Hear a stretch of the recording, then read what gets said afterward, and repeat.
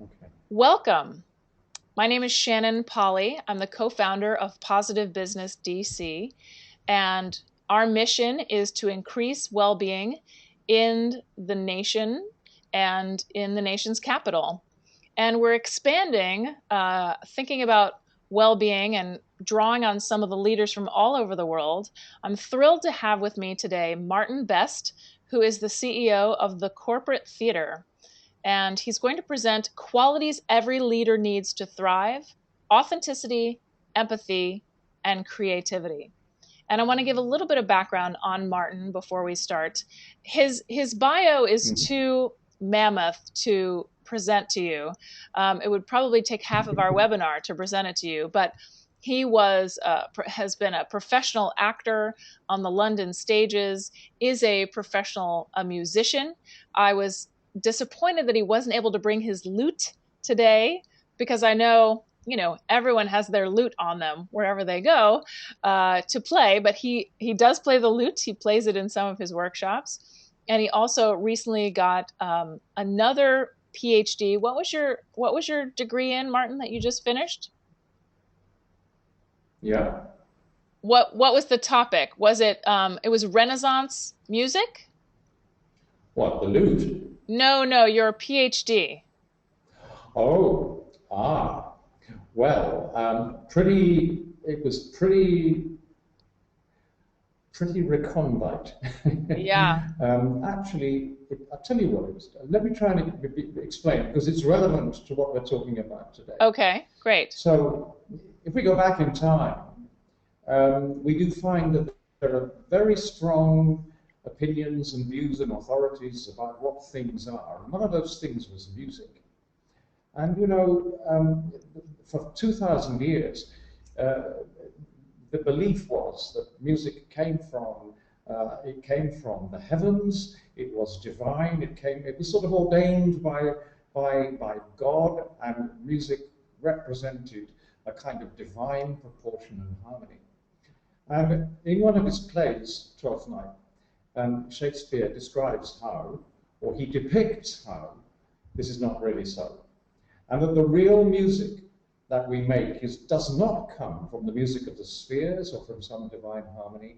It actually comes from people and from the way they speak, the relationships they have, and the harmoniousness with which they organize their environment. And my thesis was really to say that in Twelfth Night, this is what Shakespeare does. He tells us that the music and the harmony is within you and me. That's my thesis. Wow, that's fantastic. That might be the subject of another webinar, but I want to make sure we Well, get it might. started on this webinar. And I've had the opportunity to work with Martin when he works with leaders. And I think not only does his accent disarm them, but his depth of knowledge in the field and how you can apply principles of philosophy and theater and the arts to business to increase our humanity. So, Martin, I will turn it over to you. Well, thank you. Yes, why theatre? Okay, so let's go back to when theatre really began. If you can picture in your minds the great big theatre of Epidaurus, the great Greek theatre burning in the sun, and what do we do in that theatre? What did people do?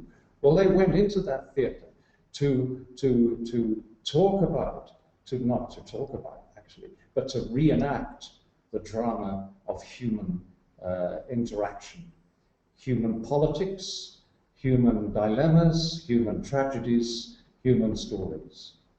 And the thing about the theatre is that it's always been a catalyst for change and for political development, and of course also for enabling people, stimulating people to be inspired and to feel and to come away from that space with a sense of values and what they really believe in. So the corporate theatre, we chose the name theatre because we wanted to be in that space where those things happen, and particularly in terms of the corporate bit, we wanted to ensure that people in corporations kind of didn't create a separate existence for themselves, but brought their full humanity, their full human nature into the workplace. So the corporate theatre is just that. It's like a theatre in which everything happens and which change takes place, but it's also a place where we take the theatre into corporations. That's and great. We rehearse inside the corporation. Yeah. So talk to me about this. What do you mean where is there no authenticity, no empathy, no creativity? Well, this is the world. Okay. Looking at this, actually, it really strikes me.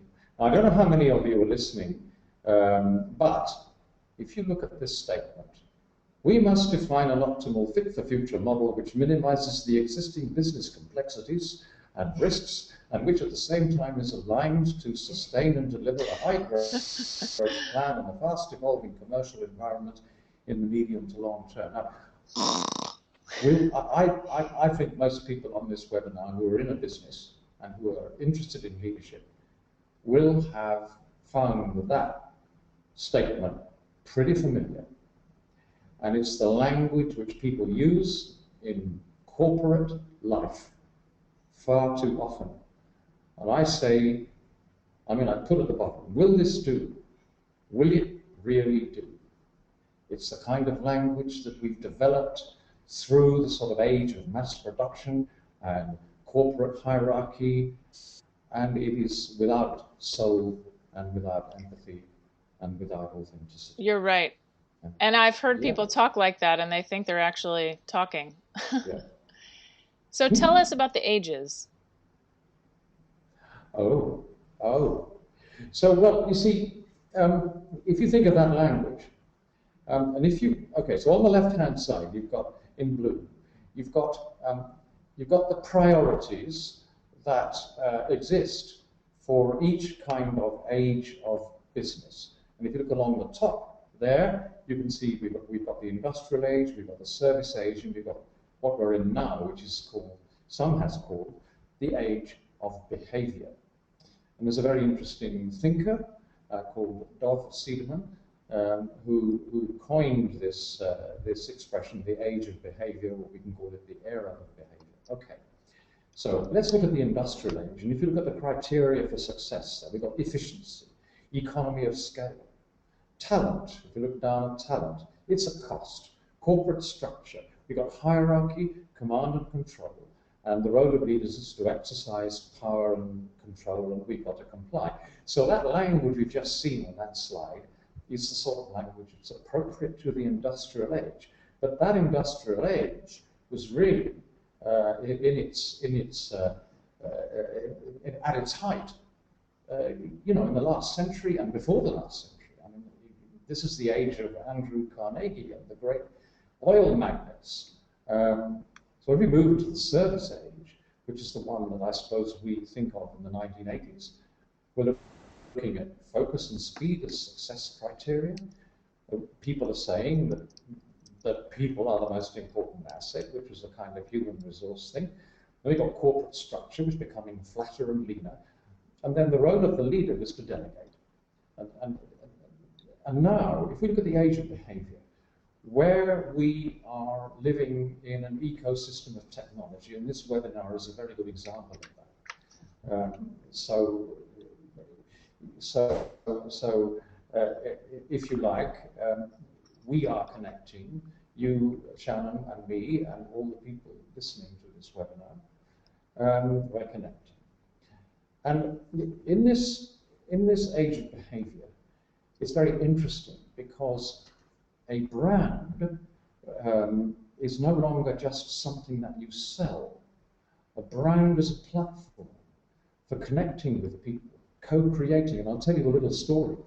Yesterday, I was with a group of people from a major international pharma company, and one of the people on this team, and we were talking about how to how to create or leverage the power of this team, was saying, why can't we devote €1 for every 10 euros that we earn to supporting a vaccine? Now that's a classic example of how somebody who's responsible for a brand is thinking, how can I build a connection? How can I build a connection that will communicate to people that we are not just pushing this brand, we are actually standing on this brand and saying, we're connected to a vaccine which is going to help people in Africa recover from or not get malaria, for example. So if we look down about the talent, we need people who've got the talent to inspire and to connect, because that's actually more important today than just assets. And at the same time, no one's invisible. So anybody can look inside a big company, they can go to the website, they can explore its ethics. And if a big pharma company does something in China, it sends the share price down overnight. And if we go down to the corporate structure, you know, the corporate structure is becoming more and more kind of undefined, and although of course we have a corporate structure, but it's much more web-like and much less like a great tall building. And here you are. Yeah, so Martin, before you talk about this slide, I want to interrupt. Can you sit up, show us your theater posture? We're sort of losing you, and speak a little louder. It's a little difficult to hear you. Oh, I'm so sorry. Yeah, I can speak as loud as you want. How's that? That's much better. Yeah. Okay. So yes, I suppose I was starting to think of it. Okay, so this picture is by Kandinsky, the great Russian expressionist, and I've chosen this because it sort of describes the interactive, web-connected, multifaceted world that we're now living in, and which we have to connect through. And look at it. I mean, it's colorful, it's dynamic, it's full of movement, it's got lights in it, and that indeed is an inspiring place to be. And we've got to join in with it, you know? We can't just use technology to connect us. We've got to actually connect more and more within that kaleidoscope of activity. We've got to connect and inspire and build relationships. And that's where you're communicating, it's where your creativity and your empathy and your authenticity kick in. Well, I think this is a great image, Martin, of, you know, what life is like, leadership is like right now. What I think our listeners are going to be interested in is, how do we do that? How do we lead with authenticity, empathy, and creativity? So tell us a little bit more about authenticity. Well, you asked me before we did this webinar, you asked me, you know, to tell a story. And so I thought, well, let's begin the story of authenticity when really there was no authenticity about how we saw the universe. I mean, you think of today of the universe, we know so much about it, so much more. But not so long ago, just 400 years ago, this is how we were taught to think about the universe. And if you can see in that image, right in the middle you've got the Earth. And then all around in those rings, you've got the planets revolving. And this is a fixed model. So the planets kind of revolve around. And if you see in the top right-hand corner, there's an angel. And that angel is pushing everything around. Because in this time, people believed that you couldn't just have motion, that motion had to be caused by something. And this is how people in school and in universities were taught to think about the universe.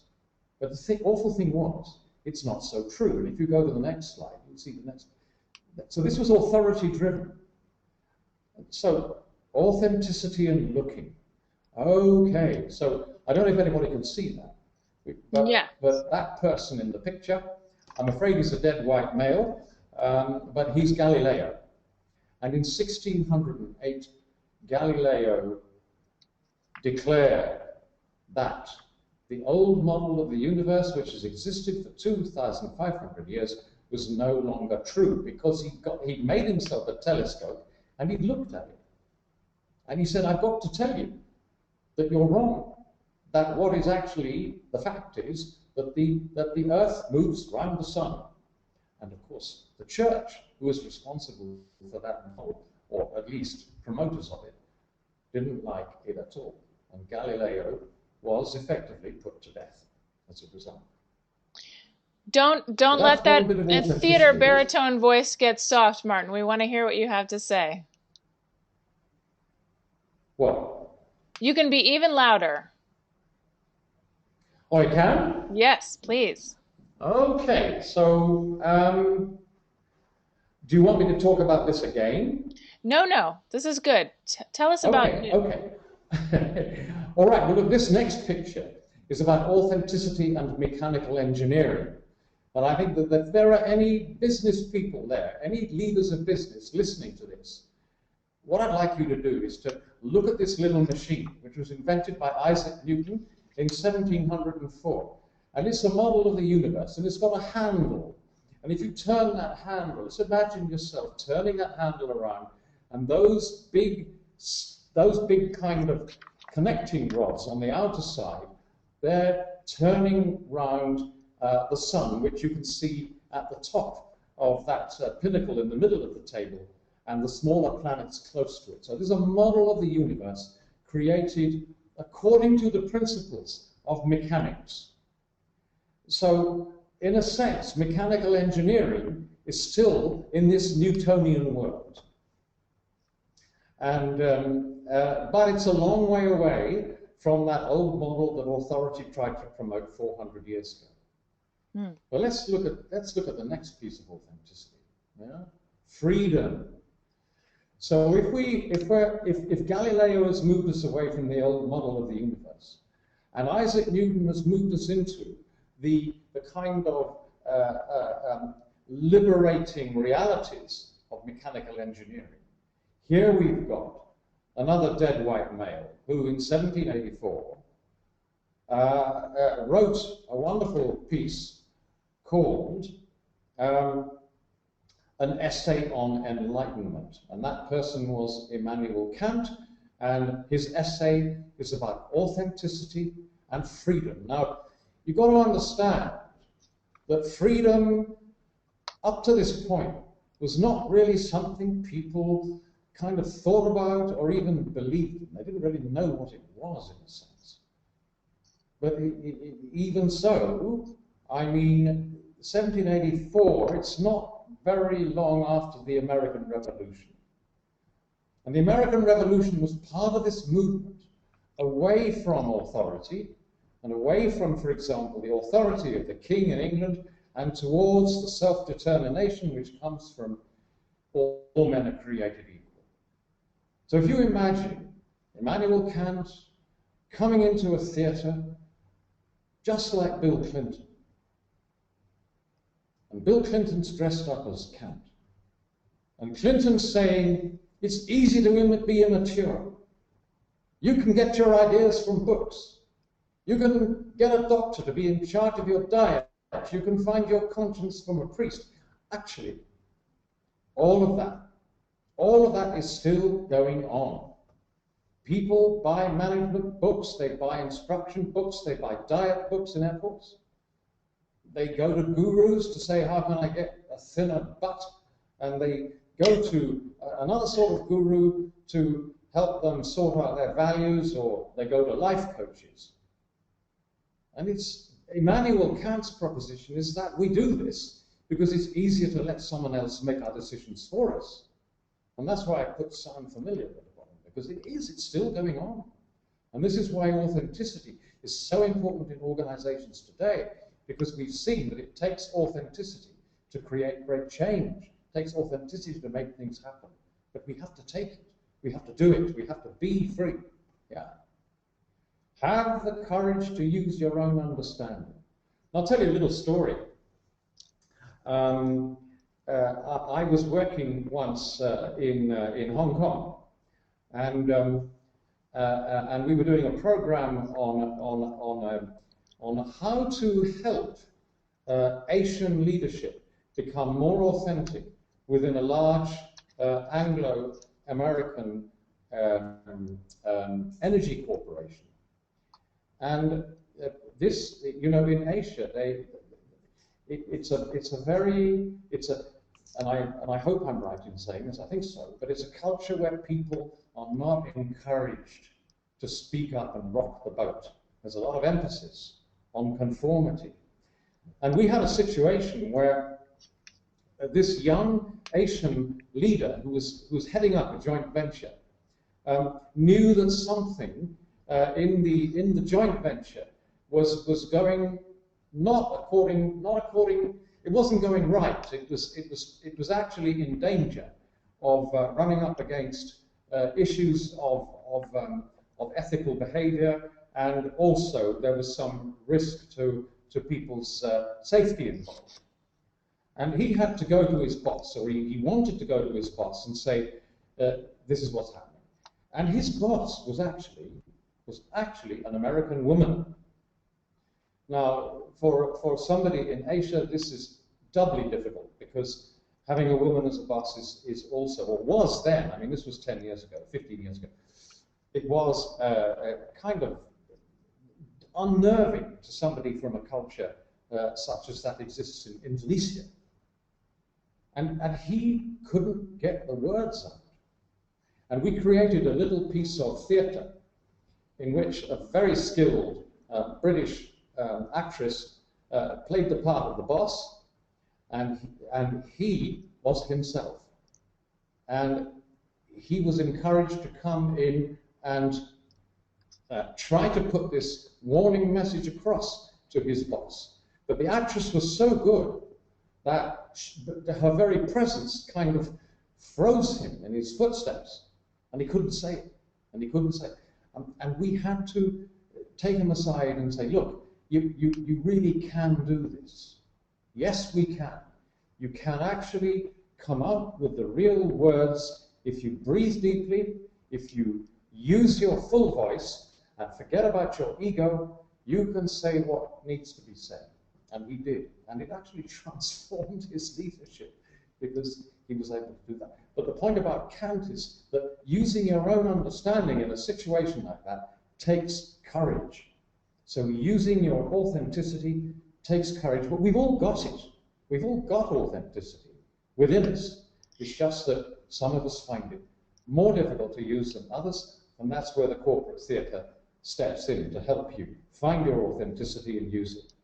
So what I hear you saying, Martin, is that some of the work you do is similar to the last webinar we had, which was about physical presence and bringing your physical presence into the space as a leader. And in America, we would call, you said create a piece of theater, which I think some people might get scared away by, think I'm not an actor, I don't do that. But really you're role playing, you're playing out a scenario with a person, with a participant. Is that right? It is right. But, you know, scenario work is not, it's not unknown to people. But usually a scenario takes place as a kind of exercise where people get around a table and they create a picture of the future. Now, the scenario we're talking about is one in which people really are themselves in an unfamiliar situation, which we can bring to life in the room, because everywhere can be a theatre. And you talk about the physical self. Well, a lot of our courage and a lot of our emotion comes from our belly, from here, this soft part of our body. And if we learn how to use our breath, and if we learn how to use the power of gravity to keep us grounded, and if we learn how to make our voice into an instrument of projection, which I'm trying to do now, actually you've got enough to think about to stop yourself feeling scared. Because being scared and uncertain in a situation is a function of your ego. And the great thing about learning the physical attributes of the theatre and of performance is that you lose your ego and start connecting to your real, authentic impulses. That's great. Thank you so much. So tell me about authenticity and freedom. It sounds good to say, you know, okay, take a risk. So, I mean, these statements really are about authenticity and freedom in business life, in leadership. And, you know, it was a great business thinker, Charles Handy, who reminds us that all of us in large corporations or in small corporations need to think of ourselves as leaders. And I think this is one of the reasons why Apple and companies like Apple are so dynamic, because there is very, very little hierarchy and everybody is encouraged to be a leader. Now, the point about freedom in that kind of situation is that we have to take it. It's not something that's given to us. So we take freedom by asking questions, by using our reason out loud in public, and also speaking the truth as we see it. And asking questions, using our reason publicly, speaking the truth, these are the sources of innovation. And particularly in today's business world, which if you remember is like that Kandinsky kaleidoscope. We're looking at innovation to take root and flower, and it is the freedom to be authentic that we need to take, but it does take courage. We've got to ask questions, we've got to use our reason and argue our case, and we've got to find our own truth and reveal it. Yeah? So what does that mean exactly? Do you have an example where you've done this in business? Well, when somebody has used this in business. Yes. Authenticity. Yes, I think I do. I mean, actually, the example that the story I just told you of the Indonesian leader, is a story like that, because what happens is in a situation, for example, if you take a meeting, let's consider a meeting, and you've got one group of people who's flying quite a long way to have a meeting with another group of people, and the subject is going to be some decision about strategy. Let's take that as an example. And let's suggest that in that strategy meeting, we don't really get any kind of result at all, because people are using the language that we saw in one of those opening slides in this webinar. We must design a fit-for-purpose optimum model in this fast-changing commercial environment that minimizes risks and optimizes performance, and so on. And in such a meeting, everybody tends to use that language because everybody tends to conform. And the innovation will happen when a person or people asks the question, uses their reason, and speaks their truth. I was working with somebody earlier today who is a finance, what do you call him? He's a finance partner, and he's responsible for explaining to people in his organization why decisions are being made to invest or divest. And I have been working with him to ensure that every time he does something like this, talks to one or two people or even to a lot of people, he actually uses it as an opportunity to engage and to create a degree of connection and inspiration that's human.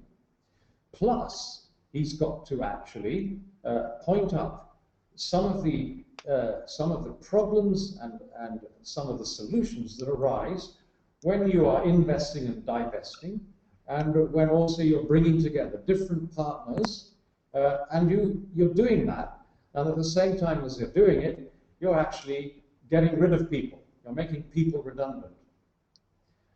Sure. And that's a difficult situation. The tendency in such a situation is to use language that disguises the realities.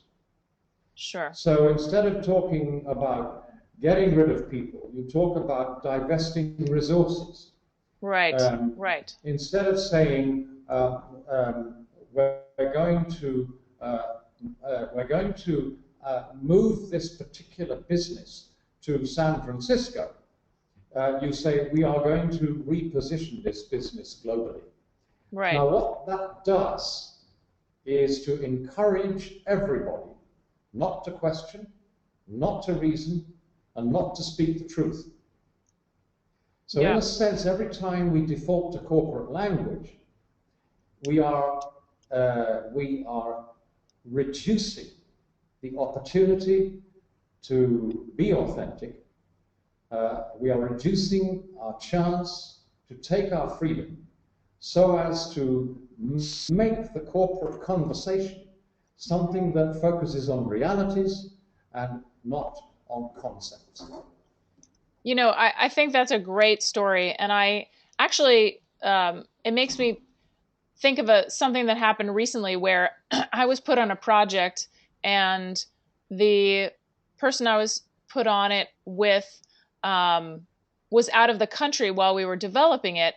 The client decided they changed what they wanted. We didn't have enough time to prepare, and I thought, am I really going to be honest and say to my boss, I need help. This isn't working. I need help. Because I didn't want to look like I wasn't competent or didn't have it all together. But I thought, you know, the truth is that the client deserves the best. My boss deserves this to go well. I need to be honest and say, I'm not feeling comfortable with the way this is going. Something has to change. And in the end, they really appreciated my honesty, my candor. They appreciated the email. They made some changes. And in the end, the training was successful. But I had to take a risk. I had to take a risk and say, you know, it's not working. So I did feel free. The moment I sent that email, I felt completely free that this was somehow going to work out. But it was a risk to do that. And where did you feel that risk? When I felt my shoulders were lighter, my chest was opened. I felt like I could breathe again. Yeah. And what did you do? I mean, did you prepare yourself physically? Did you do some acting exercises? In order to send the email, I actually did a little meditating. I did some meditating. I had some thinking about what's really going on. I drafted the email and I didn't send it until the next day because I have a tendency to get a little too impulsive. But I didn't do any acting exercise before I sent it. Although I think my posture definitely shifted. Yeah, but you did take the risk. I did take the risk. It was a risk. And what was the business outcome? The business outcome was that the client was very happy with the way it went.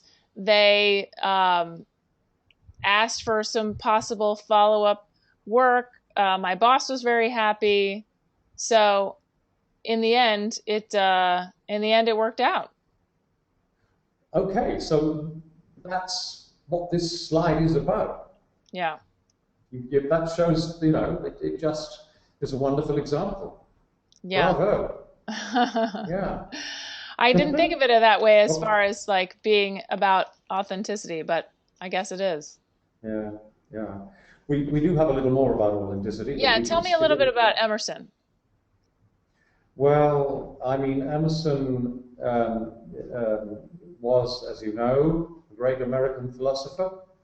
And there he is. All of these people, by the way, they appear to be dead white males. And I don't know what we do about that. We'll get some diversity in your next webinar. If you go for the next bit, we can see what Emerson, you know, Emerson believed really that within each of us there is a greatness. There is a greatness that we can tap into, and you just showed us in your story that when we are authentic in the way we speak, great things can happen. Innovation, change, and what have you. But his point is that it's not just corporate life that tries to limit our freedom, it's also society. So society itself is like a joint stock company. And what it wants is conformity. And the thing that we're always coming up against in the corporate theatre is that people are naturally conformist. And sometimes that's very, very important, that people conform and that they don't actually upset the apple cart when it comes to effective group working. But the danger that Emerson said, that we've all got to look out for in corporate and society, is that the way in which society and corporations function effectively is to kind of avoid reality, because they find creative people, they find them disturbing. And so they prefer names and customs, because acronyms, corporate acronyms, and kind of jargon, and corporate customs, political behavior, especially in great big energy companies. Political behavior is the norm, and if you can do the politics, you'll get on. But that is not going to create a company in which really great things can happen in the company, for the business, and for the community. And we've seen that recently. Oh dear, I mean, you've only got to look at the terrible BP debacle in the Gulf of Mexico. Of course, of course. I want to try to move us on a little bit, because we still have to get to empathy and creativity in the rest of the hour. So, and empathy is one of my favorites. So, tell us a little bit about this other dead white male. Martin Buber. Well, in the corporate theatre, I work with the philosophy includes Martin Buber, and actually, Buber is very, very familiar to a lot of people today. When we first started working with Buber, he was hardly known at all. But I like to feel that we've done a lot of work under the guidance of dear old Martin Buber. And here is his wonderful statement. In the beginning is the relation. Now, of course, he's referring to those very powerful words at the beginning of St. John's Gospel, which is, in the beginning is the Word. So he said, in the beginning is the relation. We are always, all of us, all the time, are in relation to everything. But we aren't just I. There are only two kinds of relation we can ever be in. And they depend on our attitudes, two ways of looking at the world. And he suggested that one way was I-it, and the other way was I-thou. And I say hyphen because the hyphen is like a sort of direction, like a movement between the I and the it, and the I and the thou. And the word thou is important because it is the old intimate form of the word you. So you use the word thou when you're talking to somebody you're really intimate with. Okay, so what is I-it? So if we go back, if we remember what the Buber said, there's no such thing as just I. I'm always either I-it or I-thou. And here we've got what is I-it, and I-it is the world of corporate speak and corporate jargon. The world of language that dehumanizes people and which encourages leaders to look at their people as objects. We look at people not as human beings, but as resources. We call them human resources, but they're still resources, and that's very I-it, Buddha would say. Yep. So what's I-thou? And if we look at the next one, yeah, we look at the next slide, you can see a bit of I-thou. What is I-thou?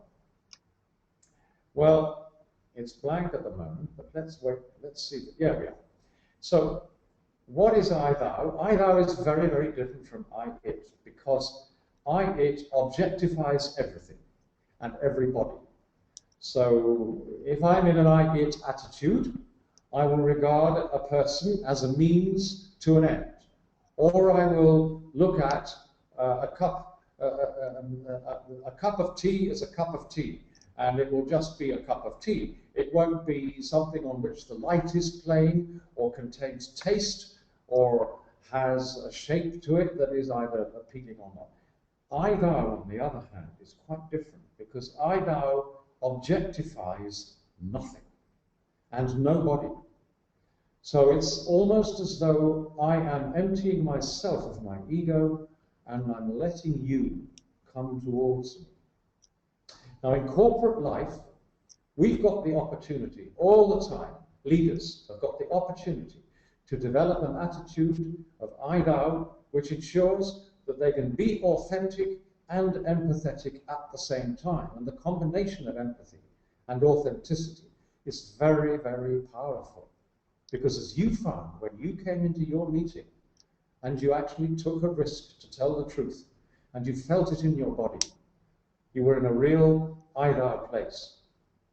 Now, Yeah, and actually I was just going to jump in and say my boss said that she could tell from my email that it was very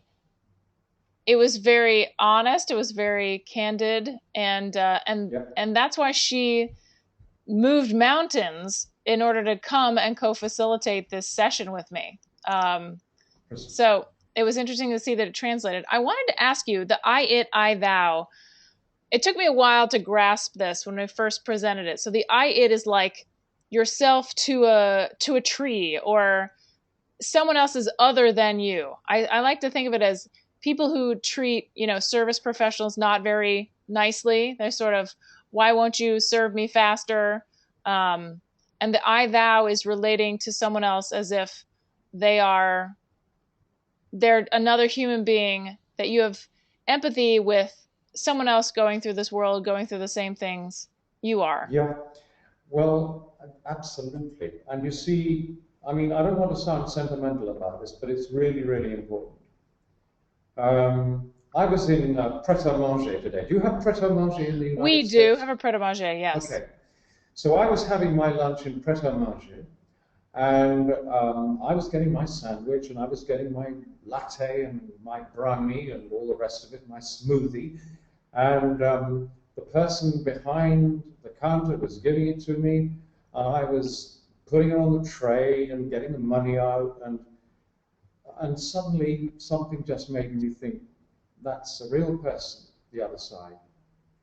That is, and my attitude switched almost instantaneously. Well, it switched instantaneously.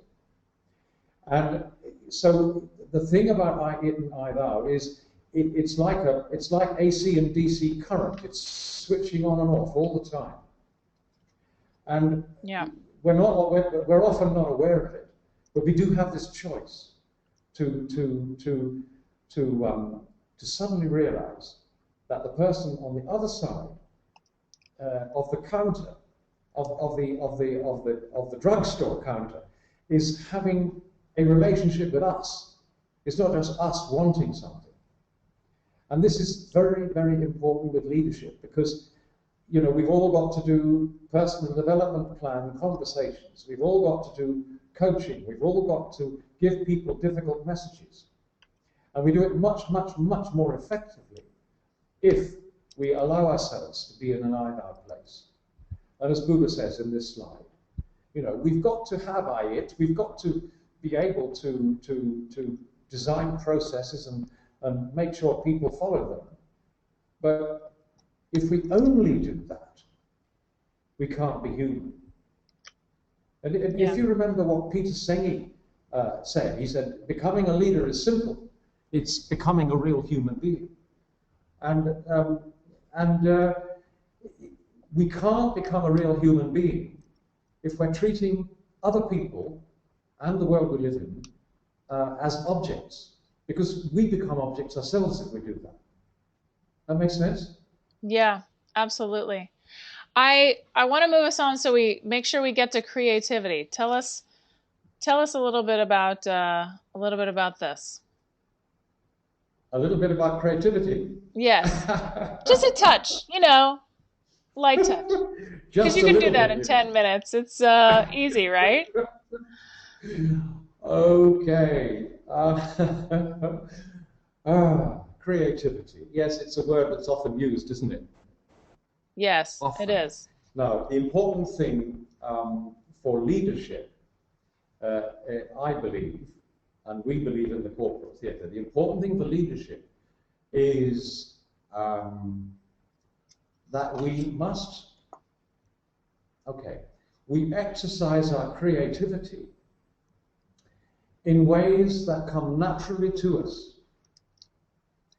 In other words, we can't all be sculptors, and we can't all be novelists, and we can't all be poets. Well, we can actually be poets, and I'm coming to that, but we can't be sculptors, we can't be painters, we can't be composers. But we can be very, very, very creative. And the person who first showed us about creativity of that sort was this guy in front of us. And I don't know if any of you recognize him, but he is a very, very dead white male indeed. He's made out of marble, and his name is Pythagoras. And what do we owe Pythagoras a lot? And he was a very strange guy. He lived in the south of Italy, and he had a group of disciples, and they were all vegetarians, and they had a sort of cultish language, and he never left any of his notes behind. But his theories live on today. And, he said that creation is the process of moving from a concept to depth. And if you think about that language we used right at the very beginning of this webinar, that terrible optimum fit-for-purpose model language, that's a concept. And in order to bring it to life, he thought of a concept. Well, let's represent a concept with a dot, and then if we put another dot next to it, join them together with a line, we can move backwards and forwards on that line. And then if we put another dot, and we've got a triangle, we've got the picture of a surface that we can move along.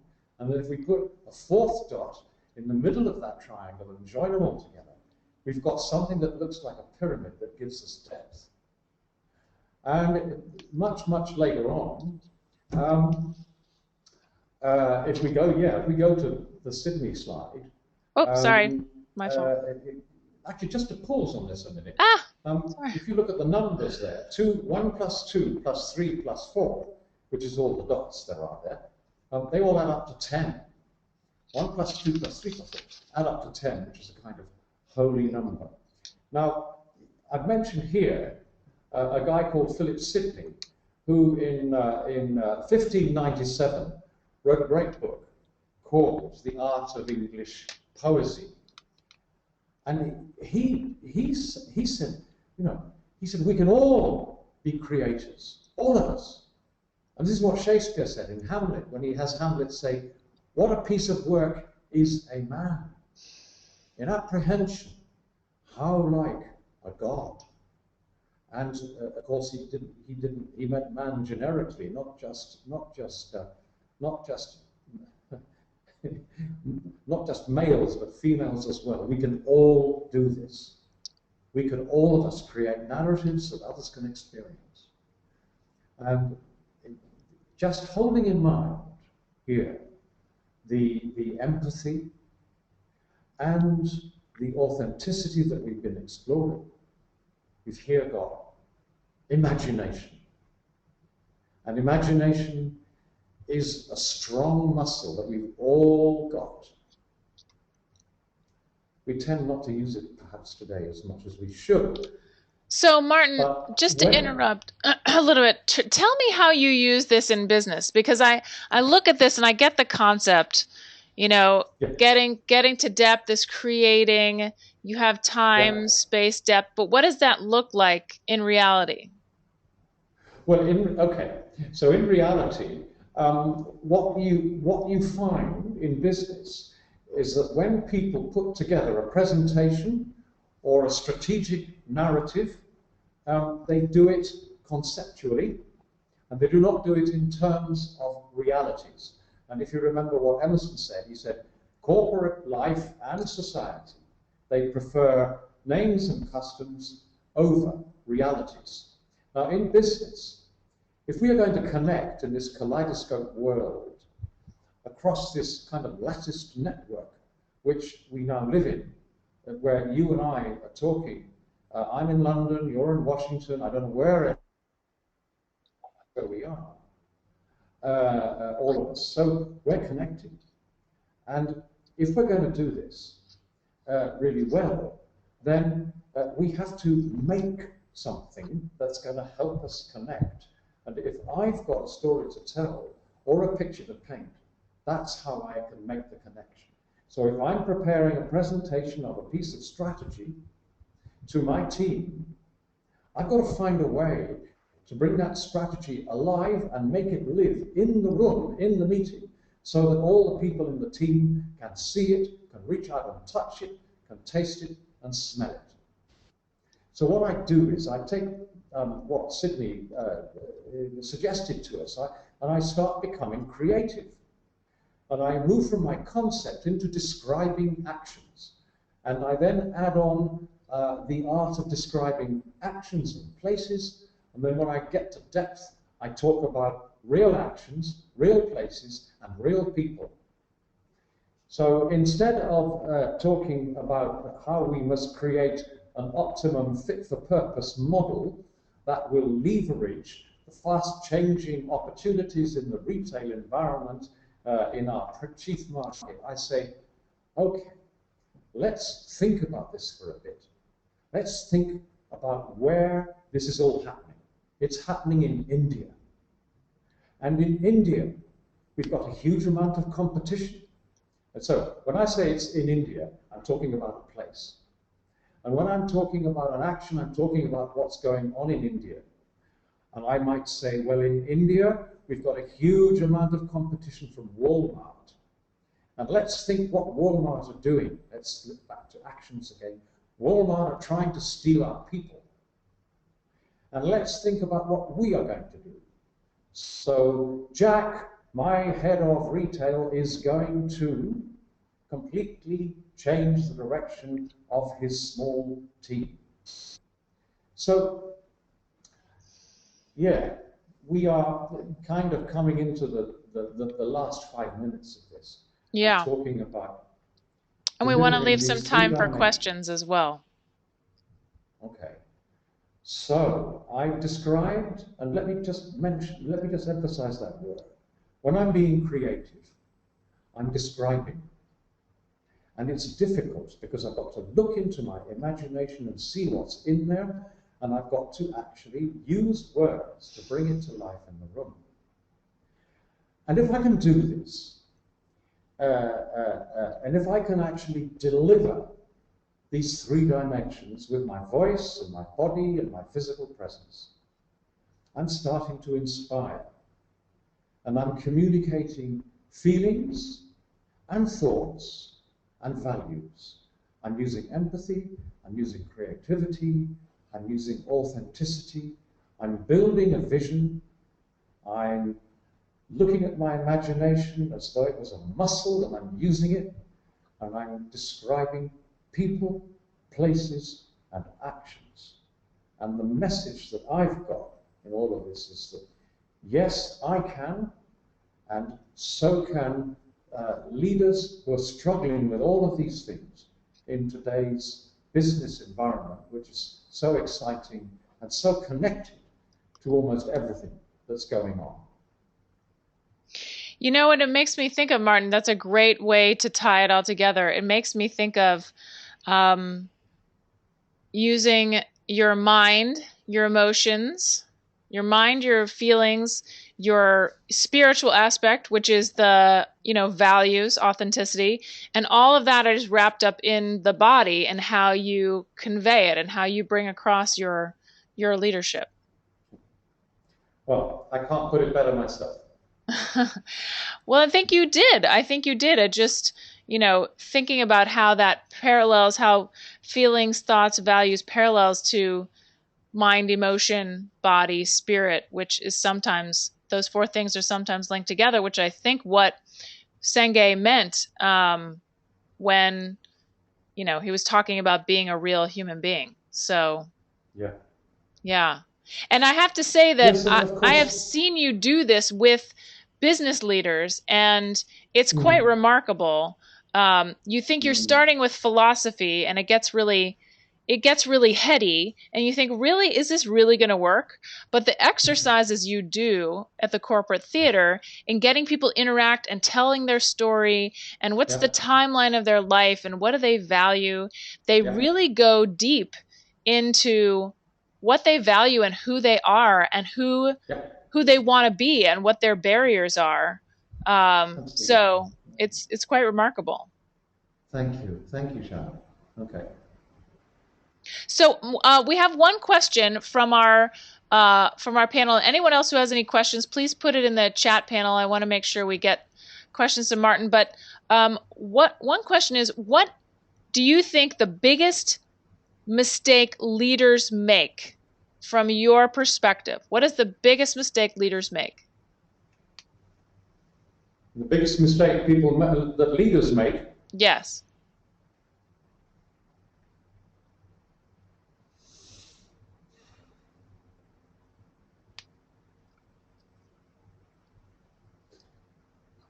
I think, um, it is to lose the moment. I think this is one of the biggest mistakes that I've seen leaders make, is losing the very moment in which they have the opportunity to do the things that we've been talking about. And they lose that opportunity because they don't understand the energy, the physical and mental and emotional energy you need to actually be a real leader and to keep your attention fixed very, very strongly on what you're experiencing at the moment so you don't miss an opportunity. And I've seen this happen again and again and again. And it costs a huge amount of money. So what do you mean at that very moment? What in the moment where they have an opportunity to be authentic and they don't take a risk? Yes, the moment where they have the opportunity to connect and they don't use empathy, or the moment when they don't where they don't take the opportunity to be creative. And part of this is because business life, corporate life, is actually quite a comfortable place to be in. And if you're going to do these things that we're talking about, you need continually to be feeling for opportunities that get you out of your comfort zone. Yeah. Yeah. So do you have any And book? that's the mistake that I see people make all the time. So They for don't get me, out of their comfort zone. that is a very big one. What do you have any book recommendations for our listeners? Any book recommendations? Well, there are so many, aren't there? Yes. I do think that Charles Handy is a great author in this field. Would I recommend one book? Yes, I would. It's a big book, but it's a terribly important one. And here it is. It's called, what is it? It's by Ian McGilchrist, and it's called The Master and His Emissary. The Master and His Emissary by Ian McGilchrist. That's the book I would recommend everyone to read. Okay, great. Well, Thank you so much, Martin, for taking the time out of your evening, your late evening in London, to do this webinar for us. It's fascinating to think about how the philosophers connect to leadership and leadership goals. People have been connecting to this for, thinking about this for hundreds and hundreds of years. I made a little typo on your Twitter handle, but I crossed it out with my little pen. So I hope everyone follows you at TC Theater, THEATRE, and follow us at Positive Business DC. See the chat for another for the book recommendation. I put it in there. Ian McGilchrist, The Master and His Emissary. Charles says he has a recommendation. We're also on Facebook. And you're on Facebook as well, The Corporate Theater. I'm not seeing Charles's recommendation for. Oh, wait, here it is. Simon Sinek's Start with the Way. Start with Why. Sorry, Charles. Start with Why, and a short form version on Kindle as The Divided Brain. So I'm going to put that out. Those are good ones. Thank you so much. Thank you so much, Charles. So in September, we may have something else, the Positive Business DC, but in September, we're going to start our Hacking Creativity series. So we're going to build on some of the creativity discussion we've been having here today. It's a 3-part series that the students from the Masters of Applied Positive Psychology program at Penn put together for us, and we're really thrilled to have them with us. So thank you again, Martin, and I hope all of you have a wonderful evening. Thank you very, very much. Thank you.